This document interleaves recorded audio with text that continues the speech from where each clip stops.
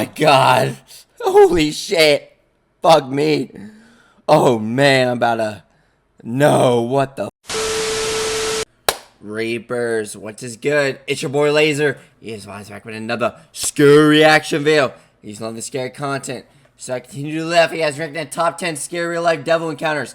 Guys, the devil is fucking terrifying. And I'm gonna be for real, bro. Like, he's after my ass, bro. Like, when you're going after your destiny, your true purpose in life, like, you're favored by the devil, bro. Like, when you're favored by God, you're also favored by the devil. He's after my ass, bro. Like, I remember seeing this video saying the devil comes after you. Maybe because you're doing something right. Like, bro, terrifying. If you enjoy scary content, he's doing more scary videos like the future is please weapon. Subscribe to the notification bell icon. I also stream every night on Twitch. Go check out the stream, it's fucking amazing. Let's dive straight in this video. I meet a few of my favourite musicians, perhaps. I've got a mental list, but one person who is definitely not on there is the devil. Whether or not you believe in the devil, there are many people throughout history that not only believed in him, they claim to have actually met him. Bro, he's real, man. The devil is fucking after my ass. I'm serious. That shit's real, bro. Spiritual warfare. And have sometimes done dark deals that have become the stuff of legend. Here are 10 of the most famous that I found. My name is Danny Burke, and this is the top 10 scary real-life devil encounters. Starting off at number 10 now, we have the illusionist. This is said to be a true story from Juarez in Mexico of when the devil appeared to a man there. It happened in 1942 and was later told by his son before spreading around the world. On a summer's day, the man went down to see the circus in town with his father and his brother. The shows weren't very interesting that year, but they met two girls and went off to hear some live music. Suddenly, they were stopped by a short man in a dinner jacket. He claimed that he was the greatest illusionist in the world, but that the circus turned him down because his act was so terrifying. The owner had accused him of being the devil. This got the man and his brother's attention. The stranger said they could see the amazing trick at his home. They followed the stranger back and sat on a sofa in his trailer. The stranger extended his arm and began running his left hand over his gloved right hand, all while chanting a strange tongue. He asked if they were ready. They said yes. He pulled off the glove and everyone screamed. Today, Man, the devil's fucking... Dude, the devil, bro, here's the scary thing about the devil. Like, you know, usually when you think of the devil, you just think of that red, slimy, bitch. But it's like, the devil be coming in, like, different forms. Like, he be coming through, like, different... He be, like, attacking through, like, your own fucking, like, family members. You know what I'm saying, bro? Like, the devil is after my ass, bro. And that's how I know I'm doing something right. Like, I just get all these, like, random fucking, like... I can't explain it, bro. Like, all this bad shit's been happening to me ever since I've started pursuing my, like, my vision that God blessed me with, bro. I'm telling you, man. The devil's goal is to rob you of your destiny, bro. Like, if you notice that all this bad shit's happening to you, it means you're doing something right, bro. The devil is after my ass, bro, and you can't outsmart him, which is scary. He be fucking with my mind at times, bro. He be giving you, like, your these intrusive thoughts and shit, bro.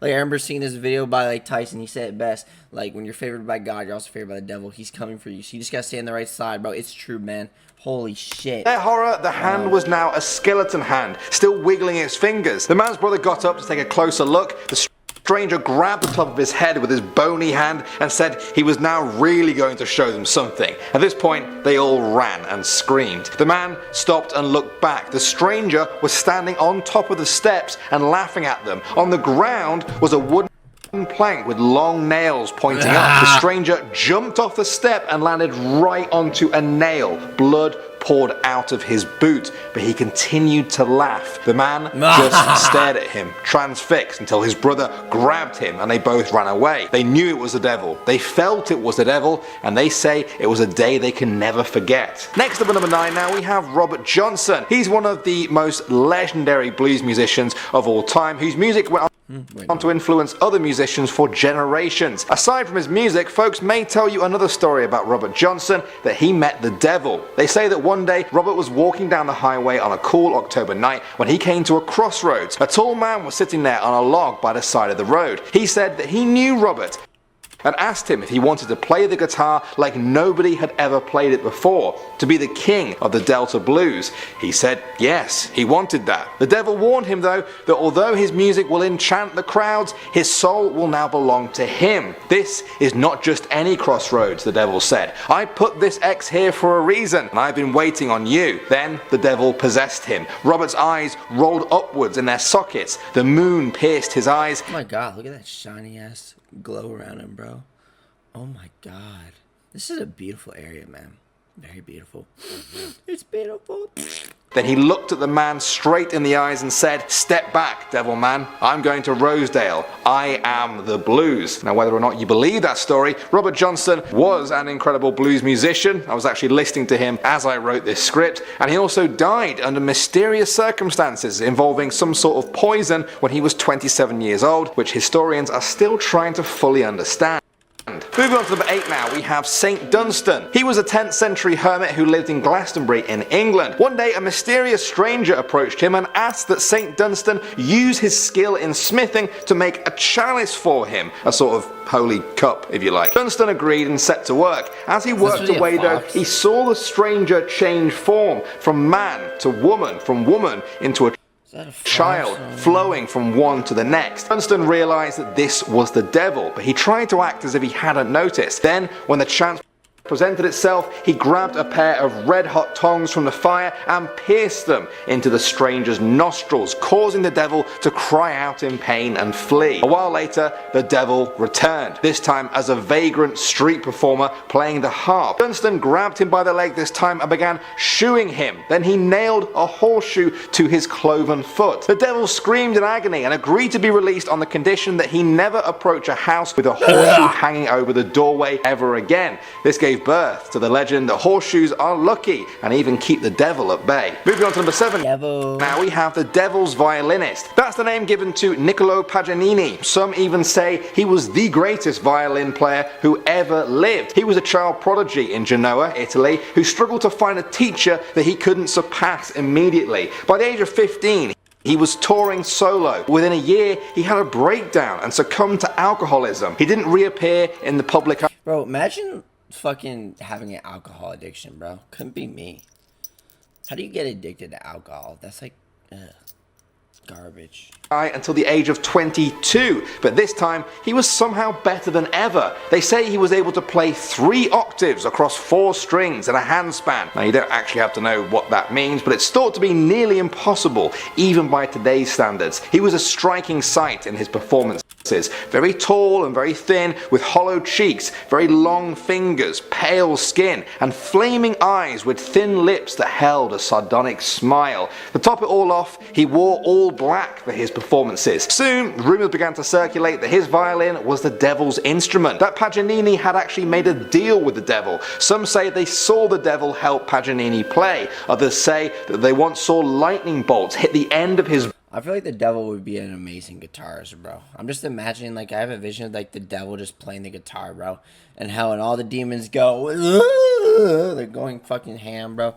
Fucking spinning in circles, bro. Ring around rosy, pocket full of bows. You know what I'm saying? Like, the devil's crazy, man. Bow during a performance. When he died, he turned down his last rites from a priest. The official account is that he did this because he thought he wasn't going to die, but others say it was because he feared the blessing of a priest. Coming at number 6 now, we have The Richest. This is the story of Jonathan Moulton. He was an American general who helped the US win the Revolutionary War. He's also known for trying to trick the devil, apparently. Despite being very rich, Moulton wanted. Yeah, that's the thing, man. Like, you can't outsmart Satan, bro. If this guy was clearly a fucking genius if he outsmarted the devil, you can't outsmart Satan, man.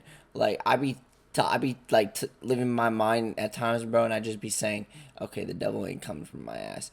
Like, I'm gonna outsmart him this time. Next day later, bro, I had all these intrusive thoughts saying, pull your pants down in public and ruin your entire life so you don't achieve your dreams. That's normal, right, guys? We all just pull our pants off in public. More. One night, sitting. Show everyone that beautiful, glowing, popsicle stick. In front of his fireplace, Moulton said out loud that he'd sell his own soul to the devil to be the richest man in the province. Not one to miss out on the offer of a soul, the devil appeared right there and said that he would make the deal and fill Moulton's. Oh my god. Holy shit. Fuck me. Oh man, I'm about to. No, what the fuck?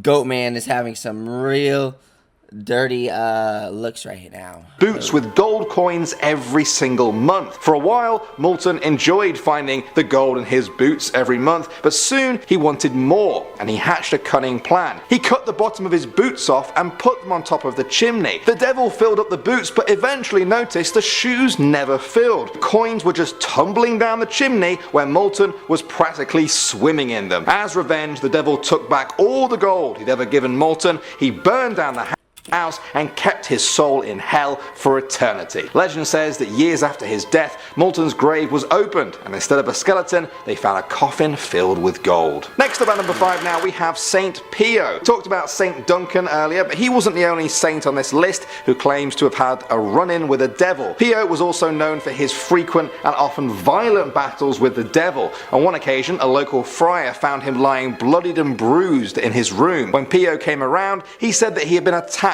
by either Satan or one of his demons, which had left him with 3 broken ribs. On one night in 1906, Pio heard footsteps coming from the next room, which he thought was his friend, Friar Anastasio. He went to the window and tried to call out to invite him in for a chat. He found that his voice had gone though, out of nowhere. He just couldn't speak. Then he noticed a large black hound sitting menacingly on a nearby window ledge. In his account of what happened next, Pio said, "I saw the big dog enter through the window and there was smoke coming from its mouth. I fell on the bed and I heard a voice from the dog that said, 'Him it is him.' While I was still on the bed, the animal jumped up to the ledge of the window, then to the roof and disappeared." His colleagues believed that the devil was targeting him because of all the exorcisms that Pio had performed. That was targeting me. That was targeting me. The devil's after me, bro. Holy shit. That was after me, that's for sure. Formed over the years. They said that on many occasions, before leaving the body of a possessed man, they would actually hear the devil shout, "Padre Pio, you give us more trouble than Saint Michael. Do not steal the bodies from us, and we will not bother you." Next up at number 4 now, we have Johann Georg Faust. A 1507 book titled Historia and Tale of Dr. Johannes Faustus tells the story of Johannes Faustus, who allegedly met the devil. According to the book, he was a German scholar who, quote, "loved what ought not to be loved." It says that he craved nothing more than forbidden knowledge. One day, Johannes traveled to a crossroads in a forest and summoned the devil. He stood inside a protective circle and performed an ancient and unholy ritual. Soon, lightning came crashing down and the entire forest was destroyed. Demons emerged in 3 forms. First, a dragon, then as a man made of fire, and then as an old monk. After hours of conversation, Faust agreed to trade his soul so that his every question would be answered for 24 years. He told himself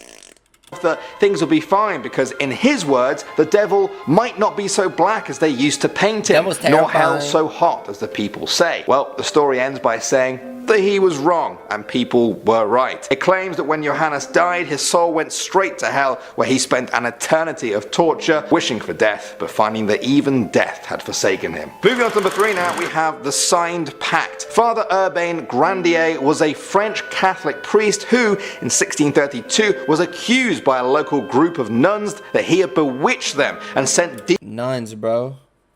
Y'all see those like fucking videos of like those nuns, bro?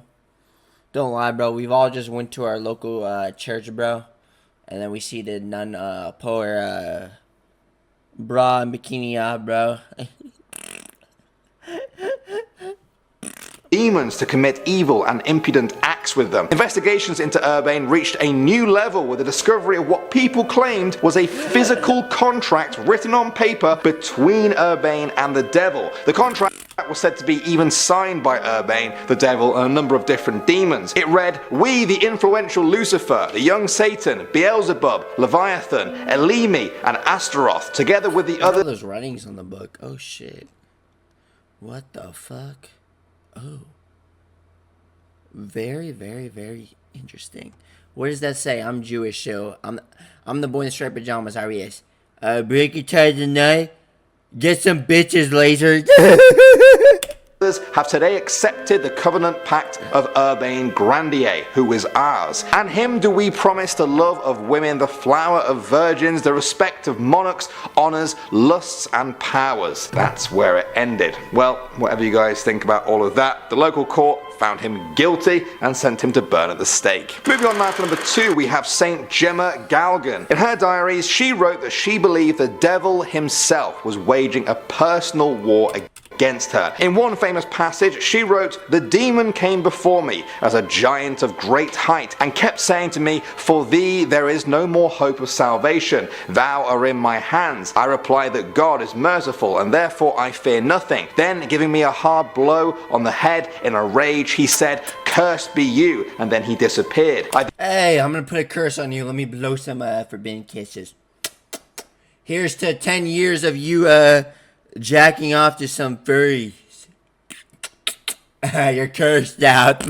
Then went into my room to rest, and there I found him. He began again to strike me with a knotted rope, and wanted me to listen to him while he suggested wickedness. I said no, and he struck me even harder, knocking my head violently against the ground. At a certain point, it came to my mind to invoke Jesus, Father, Eternal Father, through the most precious blood of Jesus, free me. Then don't quite know what happened next. That contemptible beast dragged me from my bed and threw me, hitting my head against the floor with such force that it pains me still. I became senseless and remained lying there until I came to myself a long time afterwards. Jesus be thanked." That was just one entry, and it was very intense. From the look of her diary, it wasn't her first encounter, and it certainly wasn't her last. And finally, number 1 now, we have Pope Sylvester II. If you had to pick one person who isn't in league with the devil, you may pick the Pope. But back in the 10th century, people thought the first French Pope was a master of the dark arts and had sold his soul to the devil. He was undoubtedly a genius. He was known for his work in mechanics, mathematics, astronomy, clocks, organs, introducing Arabic numerals to Western Europe, as well as natural science, music, philosophy, and theology. That was a lot for one person, especially back then. After he died, rumours began to circulate that Sylvester had made a deal with the devil, that the devil had given to him. Imagine selling your soul or making a deal to the devil, bro. I can't relate, bro. I'm God's person, you know what I'm saying? I stay with God. God first till the end. His intelligence and wisdom in return for his soul. This was a terrifying prospect for Catholics at the time. The thought that their own leader, God's representative on earth, had been meeting and dealing with the devil in secret. In recent years, experts agree that he likely got his skills and knowledge from regular meetings with scholars from all over the known world, and not from some dark dealings. What do you think? And what do you think about all of that? I'm not sure if I want to even ask this question. Well, guys, that's it for this video. Hope you enjoyed it. Guys, was one of those scary real-life devil encounters. What's the most terrifying to you? If you enjoy scary content, these more scary videos and features you have to do. I'll see you in the next one. Peace.